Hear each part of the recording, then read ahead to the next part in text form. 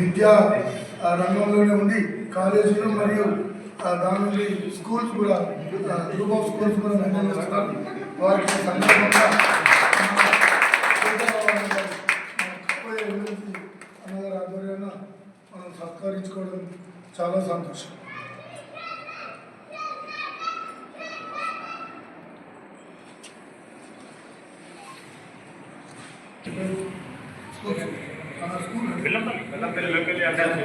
Bellampalli association వాళ్ళు కూడా వారిని సన్మానించుకోవడం జరుగుతుంది.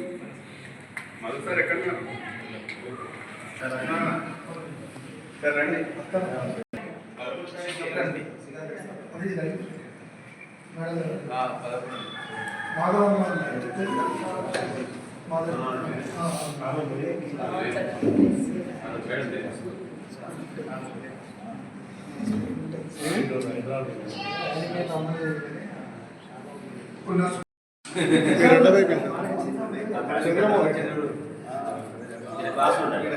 సంజీవేడ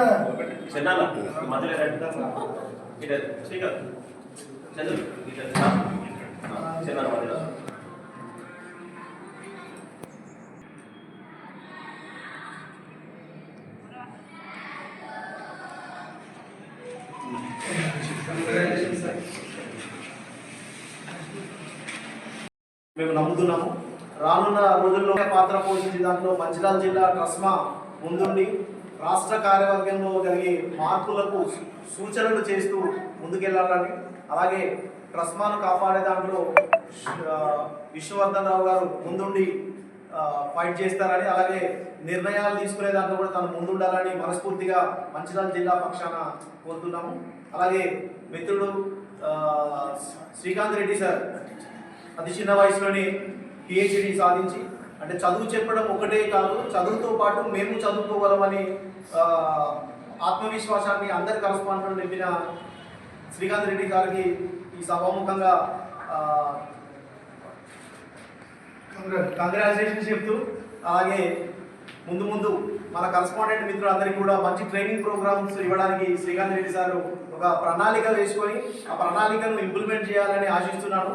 గతంలో చాలాసార్లు చర్చించినప్పుడు మనము ప్రణాళిక ప్రకారం వెళ్దామని శ్రీకాంత్ రెడ్డి సార్ చెప్పారు. ఈ సభాముఖంగా నా మనవి ఏంటంటే, శ్రీకాంత్ రెడ్డి సార్ రానున్న ఈ నెల రోజుల్లో మినిమం ఒక ట్రైనింగ్ ప్రోగ్రామ్ అయితే కరస్పాండెంట్ మిత్రులు చేయాల్సిందిగా జిల్లా పక్షాన కోరుతున్నాం సార్.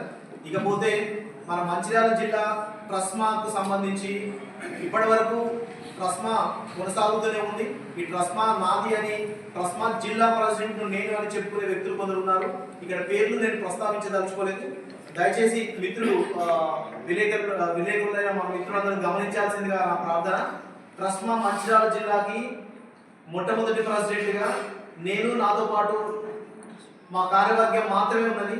కేవలం మాకు మాత్రమే ఈ మంచిర్యాల జిల్లా ట్రస్మాని పేరును వాడుకునే అధికారం ఉంది. దయచేసి మీరు గమనించి ఇంకెవరైనా ట్రస్మా మంచిర్యాల జిల్లా అని చెప్తే వాళ్ళకి సంబంధించిన ఎవిడెన్స్ మీరు అడగండి దయచేసి. మేము కూడా ఆల్రెడీ అడ్వకేట్ గారిని సంప్రదించాము. అడ్వకేట్ లీగల్ నోటీసులు కూడా వెళ్ళడానికి రెడీ అవుతున్నాయి. కాబట్టి ట్రస్మా మంచిర్యాల జిల్లాను కాపాడడంలో అందరూ కూడా సహకరించాలని, ఇప్పటి వరకు మీరు ఇచ్చిన సహాయ సహకారాలు మర్చిపోలేని తెలియజేస్తూ బలోపేతం చేయడం కోసం ఈ ఆదిలాబాద్ ఉమ్మడి జిల్లాలో ఏదైతే ఆదిలాబాద్, నిర్మల్, మంచిర్యాల, కొమరంభీం ఈ 4 జిల్లాలు దాదాపు 500 పైచిలకు పాఠశాలలు ఉన్నాయి.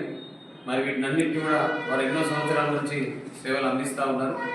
నేను ప్రధాన కార్యదర్శి కన్నా ముందు వారు చాలా చక్కగా పనిచేస్తూ ట్రస్మాను చాలా బలోపేతం చేశారు. మరి ఈ సందర్భంగా కేవలం మంచిర్యాలకే కాకుండా తెలంగాణ రాష్ట్రంలో ఉన్న 33 జిల్లాలకు కూడా వారి డ్రాఫ్ట్తోని, వారి తెలివితేటలతో, ముఖ్యంగా కోశాధికారి అంటే ఫినాన్స్ అనేది చాలా బలోపేతంగా ఉండాలనే ఉద్దేశంతోనే అవకతవకలు జరగకుండా మంచిగా ఫినాన్స్ను కాపాడుకునే అవసరం ఉంది. కాబట్టే నిన్న స్పాంటేనియస్గా మంత్రివర్యుల ముందు వారిని నేనే ప్రకటించడం జరిగింది. వారికి కూడా తెలియదు ఇది ప్రకటిస్తానని. మరి ఈ సందర్భంగా వారు యాక్సెప్ట్ చేసినందుకు, మరి ముఖ్యంగా వారిని వారి సేవలు గుర్తించి ఈరోజు సన్మాన కార్యక్రమాన్ని నన్ను కరీంనగర్ నుంచి రావడం చాలా, నేను కూడా నన్ను పిలవడం అదృష్టంగా భావిస్తా ఉన్నాను. మరి ఇదే సందర్భంగా డాక్టర్ శ్రీకాంత్ రెడ్డి గారు కూడా బాధ్యత నేను గత ఎన్నో రోజులు చెప్తా ఉన్నాను. నిన్న మేము తీర్మానం కూడా చేసుకోవడం జరిగింది.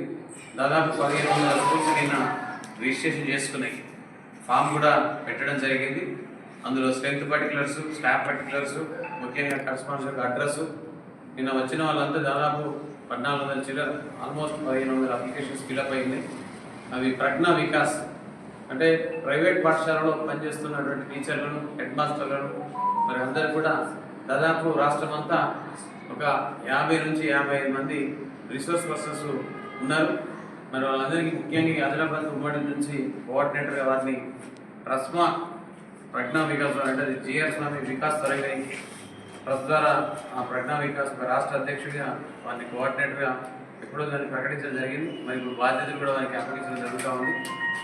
ఈ సమ్మర్లోపు అంటే వచ్చే విద్యా సంవత్సరంలోపు ప్రతి పాఠశాలలో కూడా శిక్షణ పొందిన ఉపాధ్యాయులు కావాలని కోరుకుంటా ఉన్నాం అన్ని ప్రైవేట్ పాఠశాలలో.